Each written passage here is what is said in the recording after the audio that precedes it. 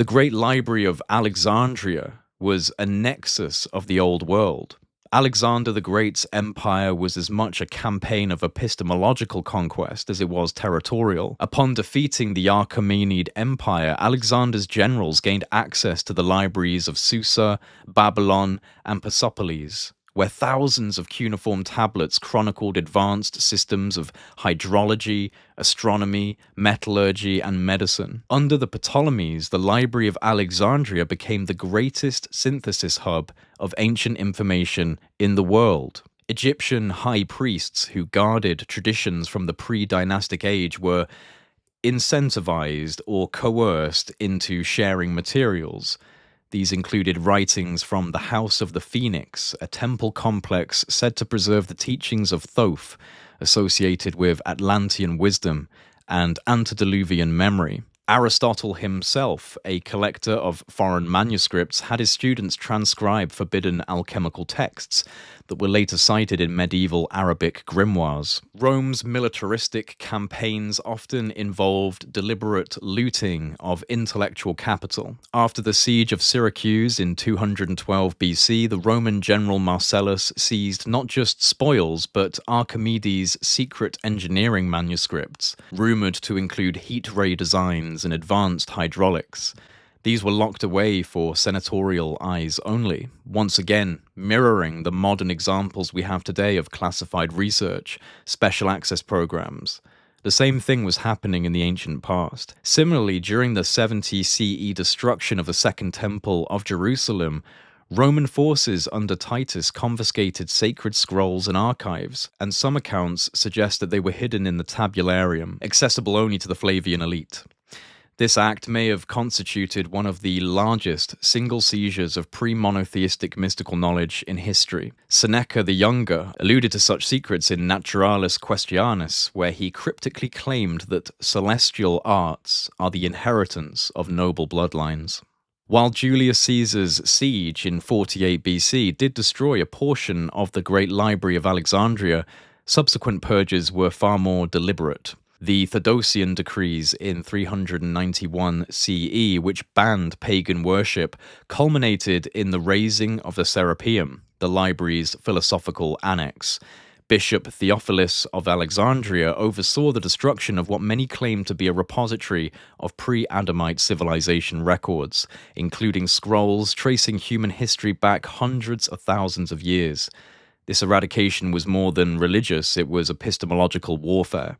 Following Constantine's adoption of Christianity, early church fathers such as Augustine redefined ancient esoteric sciences as demonic distortions. In De Civitate Dei, Augustine denounced the Nephilim, the sons of God from Genesis 6, as deceivers teaching fallen knowledge. At the Council of Nicaea, 325 CE, texts like Berosus's Babylonica were suppressed due to their descriptions of pre-flood kings ruling for 432,000 years, a time frame aligning with Sumerian king lists and Hindu yuga cycles. This kind of suppression reveals a consistent pattern. Ancient texts that challenge biblical chronology or offer technological marvels are rendered apocryphal or heretical. Which brings us to the modern day, where this issue persists and the secreting away of incredibly important historical information and artifacts is represented in no grander and more disturbing form than the Vatican Church and its apostolic archives, a veritable fortress of forbidden knowledge. Founded in 1612, the Vatican Apostolic Archives is home to over 53 miles worth of shelving in order to hold all of the knowledge that the Holy See has sequestered away over the centuries, and is not available in its full form to the public. It is not even available in its full form to scholars. You need to be a specific scholar within a specific discipline, and then you can make a specific request for a specific piece of information.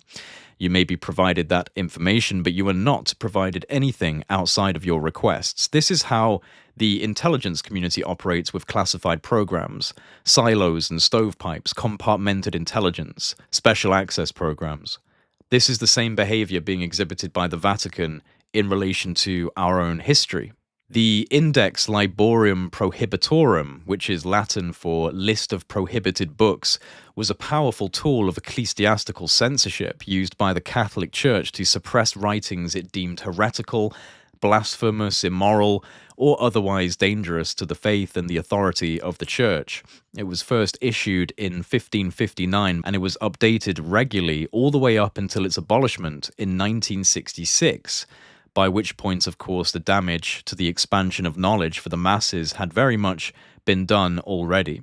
And this suppression of knowledge is almost always done, especially when it is done by the church, to benefit you, to help you, to assist you on your spiritual journey, to protect you from heresy. But one man's heresy is another man's destiny. The mysticism, the occultism, the esoterica, the scientific ideas, the philosophical ideas, all branded as demonic or evil, heretical. This is a direct sabotage on human ingenuity, on creativity, on our natural abilities, our origins, our birthright, our future, and that is why we must revisit the past, because our knowledge, or lack thereof, could have significant consequences for where humanity goes in the future. The myth of the flood, the Great Flood, is almost universal. Cultures from the Americas to Mesopotamia to the Pacific Islands all speak of a global deluge, a moment when an older world was wiped clean, and we find remarkably consistent accounts globally of a cataclysmic flood, often accompanied by cosmic or seismic upheavals, and are always followed by a rebuilding of civilization, often with external guidance from powerful figures who emerge and bring to the people their civilization-building knowledge. These are not isolated stories, they are a global pattern, stretching from the Andes to the Himalayas, from tribal oral traditions to ancient epics that are etched in stone. For example, one of the earliest known flood myths written down comes from Mesopotamia, which we now know as the region of Iraq and Syria. The Epic of Gilgamesh, where the Sumerian god Enlil sends a flood to destroy mankind.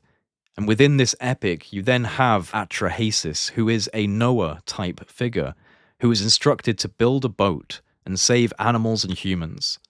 The text also mentions multiple prior civilizations that were wiped out by floods and other catastrophes, which implies a cycle of destruction and rebirth that has played out across the eons, which is another claim that is echoed across ancient cultures worldwide.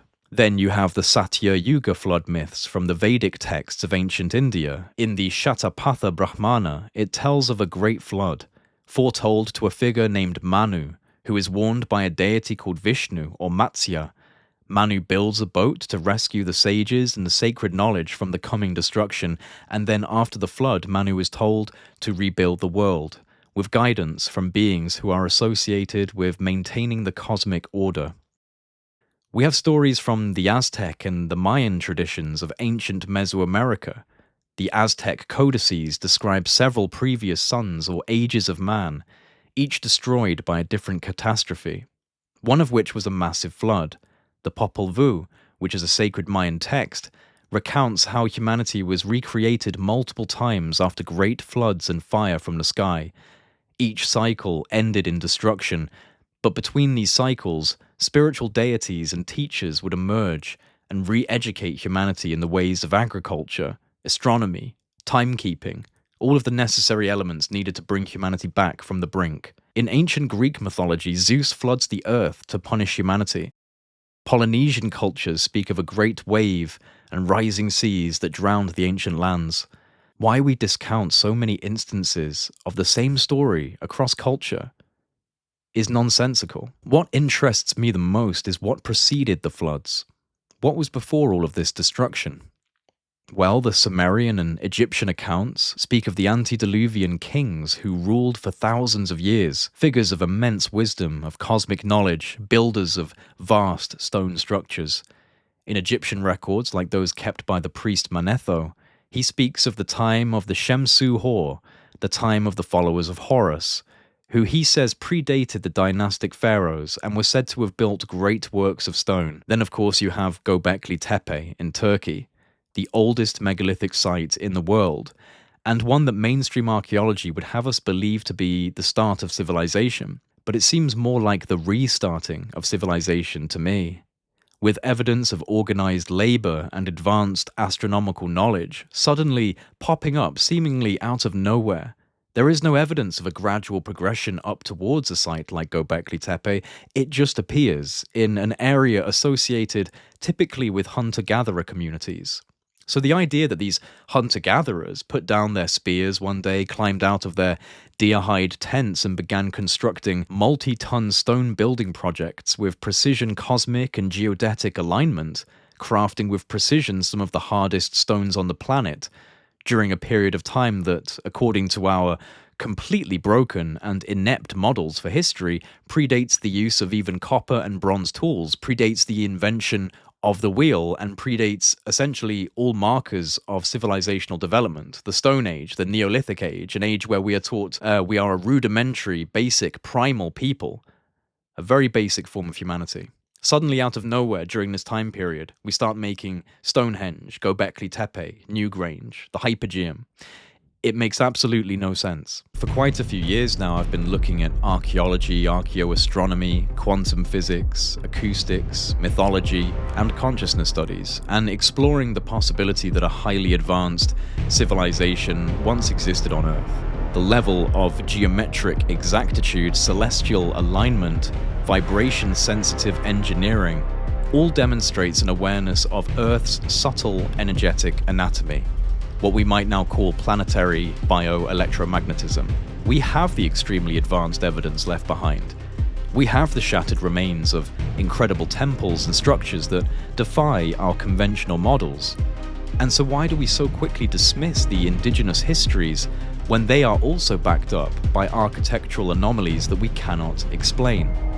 Deep within the fortified halls of sacred orders and institutions of global influence that have a vested interest in maintaining particular narratives, protecting their flock from disruptive possibilities. The implications of our true history is a powerful arena of human psychology, and the implications of disclosing information that calls into question the very systems and models that we've established to explain not only our worldly existence, but our spiritual existence. So much hangs in the balance for those who are responsible for curating and maintaining a particular status quo, an entrenched belief system. This cup and the technology and techniques presented within it predate modern nanotechnology by 1,600 years. But they couldn't replicate it through the processes and the materials used by the ancient Romans. We still had to fake it to make it.